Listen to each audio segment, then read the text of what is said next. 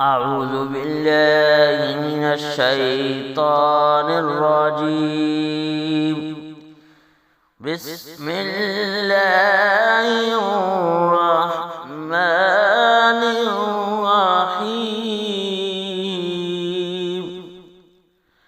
يوم يقوم الروح والملائكة صفا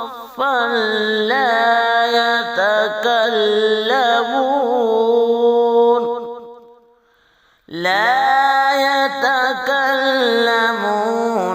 إلا من أذن له الرحمن وقال صوابا.